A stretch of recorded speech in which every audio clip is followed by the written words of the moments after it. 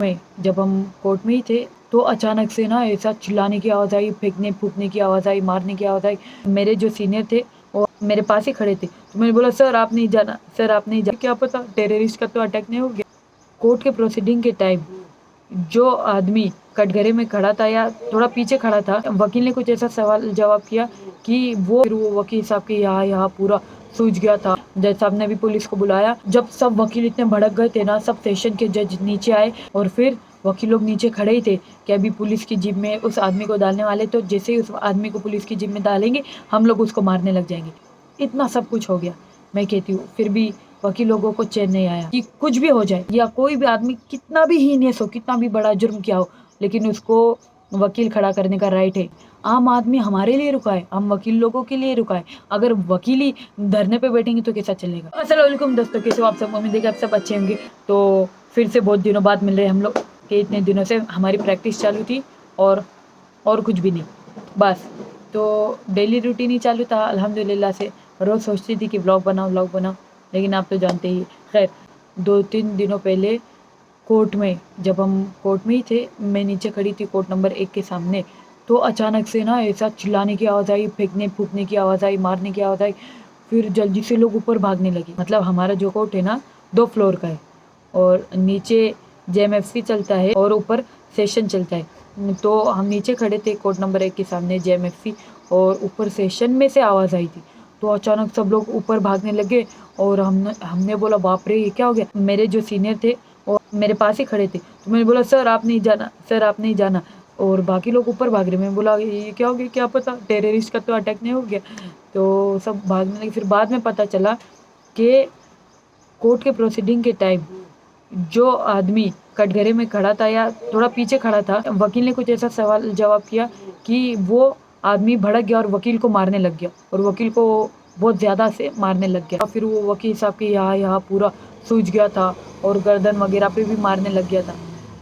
और ये देख के सब वकील लोग इतना भड़क गए, सब वकील लोग पूरा ऊपर चले गए और उस आदमी को मतलब मारने की फिराद में ही थे कि जल्दी से वो उन सिपाहियों ने उस आदमी को उठाया और एक रूम में बंद कर दिया और सब वकीलों को बाहर रुका दिया कि आप अंदर नहीं जा सकते और उनको मार नहीं सकते। तो जल्दी से जज साहब ने भी पुलिस को बुलाया।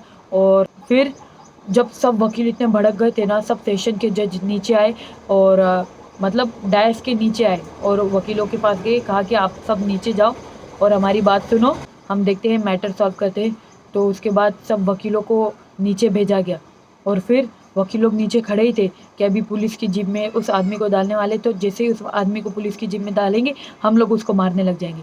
मगर खैर उन लोगों को ये मौका नहीं मिला और पुलिस ने चालाकी से दूसरी सीढ़ियों से उस आदमी को नीचे लेके आए और सामने वाले गेट से उस आदमी को गाड़ी पे बिठा के पार करा दिया। तो इस तरह उस आदमी को पुलिस थाने लेके गए और उसके ऊपर बीएनएस के धारा 103, जो कि पहले की आईपीसी की 307 की धारा थी, उन पे अप्लाई हुई और अभी वो जेल में है। इतना सब कुछ हो गया। मैं कहती हूँ फिर भी वकील लोगों को चैन नहीं आया। वकील लोग कहते हैं कि ये सब कुछ तो हो रहा है, वो जेल में भी चला गया, लेकिन हमारी प्रोटेक्शन का क्या?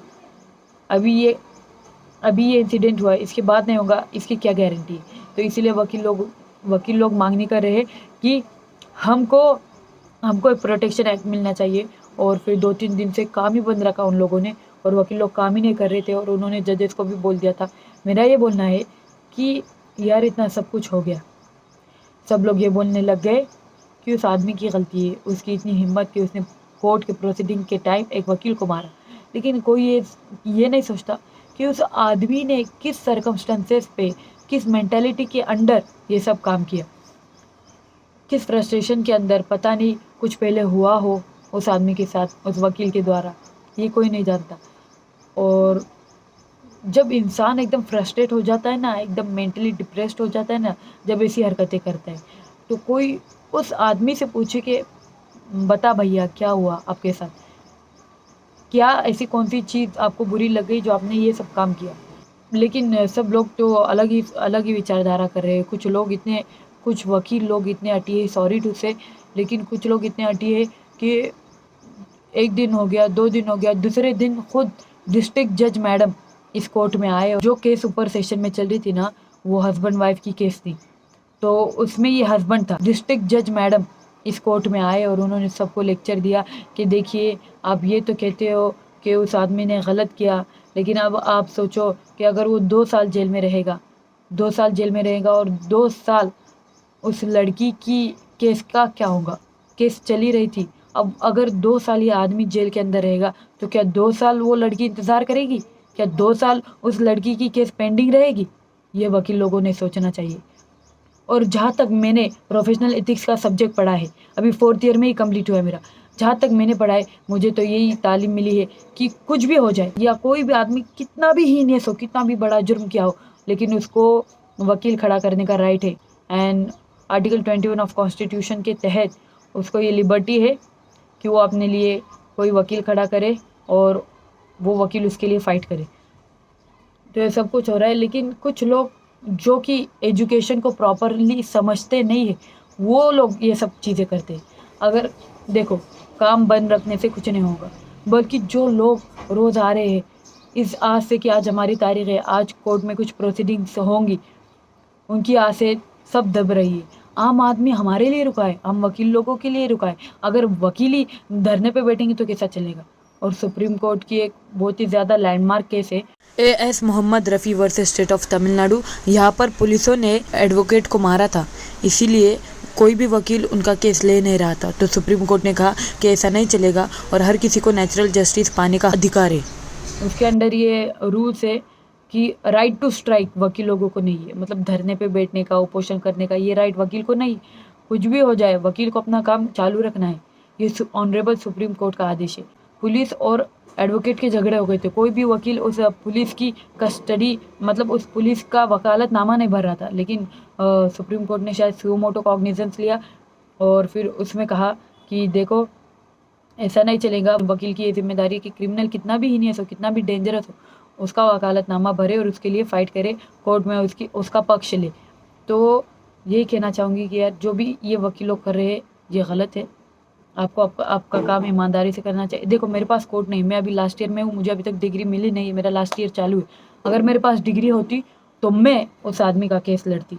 चाहे पूरे वकील लोग, पूरा बार काउंसिल मेरे खिलाफ भी होता ना तो मैं लेती, क्योंकि मैंने असल में एजुकेशन को समझा है, ना कि बस मुझे पॉलिटिक्स चाहिए या झगड़ा फंसा चाहिए। नहीं, आपको जो आपकी जो मांगनी है ना, बार काउंसिल से बोलो, सब वकील मिलके बैठो, एक एप्लीकेशन लिखो, एक लेटर लिखो, उसमें सब साइन करो और ऊपर भेजो। जो आपकी मांगनी है कि एडवोकेट्स प्रोटेक्शन एक्ट आना चाहिए, कि जिसके अंडर वकील लोगों को प्रोटेक्शन मिले, तो ज़रूर होंगी ये पूरी, लेकिन काम बंद रखने से कुछ नहीं होगा। आम आदमी जो हमारे लिए बैठा है रोज़, आम आदमी जिनके खिलाफ वारंट निकला है मेंटेनेंस की केस है, जिसकी अलग अलग केसेस है, जो जेल में है वो छूटना चाहता है, और जो हस्बैंड वाइफ है वो मेंटेनेंस के लिए लड़ती है, उसके बाद कोई प्रॉपर्टी का केस हो, कोई जजमेंट हो, ये सब कुछ रुक जाता है इन चीज़ों से। तो ये सब चीज़ बहुत ही ज़्यादा गलत है। अगर कोई भी वकील एक आधा अगर ये वीडियो देख रहा होगा तो प्लीज़ आप एजुकेशन को समझिए, उसके पीछे का मकसद समझिए, ना कि बस फितने फसाद और झगड़े करे और ये स्ट्राइक्स वगैरह करे। इसका राइट हमको बिल्कुल भी नहीं है। अगर हम ही ऐसा करेंगे तो आम आदमी किसके पास जाएगा? और स्पेशली मेरी भी तो इतनी उम्र नहीं है ना, मैं भी तो सिर्फ लास्ट ईयर की स्टूडेंट हूँ ना, मुझे भी तो इतना एक्सपीरियंस नहीं है ना एडवोकेसी के बारे में। लेकिन उन लोगों को तो एक्सपीरियंस है जो वहाँ पर कोर्ट में प्रैक्टिस करते। वो लोग ऐसा करते हैं, ये सब काम वाम बंद देख के एकदम बेचैनी सी लगती है यार हम लोगों को। हम लोग जूनियर एडवोकेट्स बनने वाले हैं, हम लोग सीख रहे हैं, सीखने के प्रोसेस में हैं, और ये सब चीज़ देख के ना बड़ी बेचैनी होती है, बड़ा दिल परेशान होता है, मायूस होता है। मेरी माँ मुझे पूछ रहे थे कि मतलब तू इतने सोच में क्यों है, तू उदास क्यों है?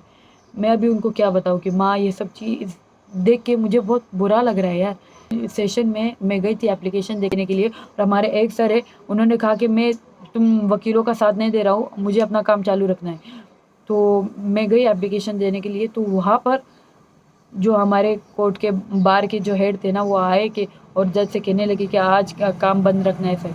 तो जज वकीलों के पास देख रहे हैं ये क्या है, कुछ वकील आ रहे काम करने के लिए और आप बोलते हैं कि काम बंद रखना है। तो मैं एप्लीकेशन देने गई, तो मैं वहाँ पर जज साहब को देख रही थी कि जज साहब कुछ कह दे, लेकिन द जज was also not having any option and he was just looking at the advocates. और एक वकील साहब दूर से आए थे हमारे कोर्ट में, क्योंकि उनका केस था सेशन में, तो वो भी बेचारे रुक गए। वो भी कहने लगे कि मैं इतने दूर से आया हूँ, लेकिन फिर भी बार के लोग नहीं समझते यार। बार मतलब आपको पता है ना, वो कमेटी जो वकीलों की होती है। तो मैं ये सब कुछ अनरेस्ट देख के यार मैं बड़ी परेशान हो जाती हूँ यार।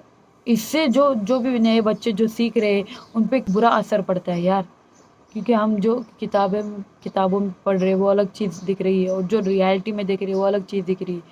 तो मेरी ये दरख्वास्त है कि ऐसा कुछ भी हो जाए तो काम बंद नहीं रखना, बल्कि सब बैठे मशवरा ले, एक लेटर बनाए ऊपर भेजे और अपने प्रॉब्लम्स का सॉल्यूशन निकाले। और हाँ, इंशाल्लाह, till that time, be happy, make happy, spread humanity and make it awesome so that you stay jealous.